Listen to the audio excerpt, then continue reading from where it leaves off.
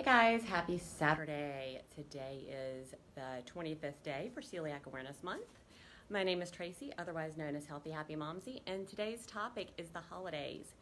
How you can actually get through the holidays very simply while remaining true to your gluten-free program, because celiac and gluten-free, when you have celiac, being gluten-free is just not an option. It is a requirement to maintain a healthy balance within your body. So, what's my background? I was diagnosed 10 years ago with celiac. At that time, I was a drug rep. I stayed in pharmaceutical sales for 17 years. And then 2 years ago, I decided to full-time become a certified health and wellness coach, as well as an entrepreneur, and to be able to help other people to maintain healthy lifestyles and to work on their goals financially and health-wise. So anyway, today I'm actually in our home gym broadcasting. So try to find somewhere that we had some decent lighting, and it's kind of a little bit hard. So how do you manage to deal with the holidays and stay gluten-free? So it's Memorial Day weekend, whether you're talking about Memorial Day, Easter, Christmas, Thanksgiving, all it takes is the same as everything else, just some planning. Now when it comes to the bigger holidays like Christmas and Thanksgiving, I will say that those things I definitely start preparing for a lot further out. So when I start preparing for those, it's things like, even as far as a month out, I start thinking, what is it that I want for my Thanksgiving meal? What is it I want for Christmas? And the reason that I do that is because there's a couple of different factors. Maybe I'm the one that's actually hosting for the holidays, and so of course I want to prepare and budget and all that kind of stuff because that's just the smart thing to do around the holidays. Or maybe it's because I'm actually going to be spending it at a friend's or loved one's house. And so what I'm going to think about is, what dishes can I bring? Now, I will say this. I always bring more than they ask, and the reason why is because I hit those main dishes that are most likely going to have a gluten issue. So maybe they say, oh, just bring a side dish. Okay, well, I already know that the two big areas that I've got to be concerned about are going to be the side dishes and the dessert. So if they leave it up to me, then I'll say, hey, I'll bring a side dish and dessert. And, a lot of the time people say, oh, just one or the other. But the reason that you want to do that is you want to make sure that you can eat something safe.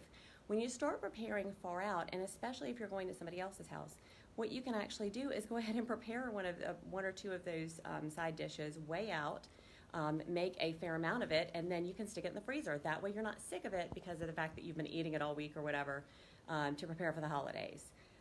Desserts, same thing. You can prepare things ahead of time and then freeze them. And then it just makes it so much easier. So I will go ahead and just address as far as this is Memorial Day weekend. So how hard is Memorial Day weekend? Guess what? Not that hard. So as I'm doing this broadcast, my daughter and I are getting ready to go to Aldi because for Celiac Awareness Month, they are fabulous at stocking all sorts of extra gluten-free items. So we're going to go and see if they have any of the hamburger buns left because we are grilling out. So we are going to have just the regular hamburgers and then go and get some hamburger buns.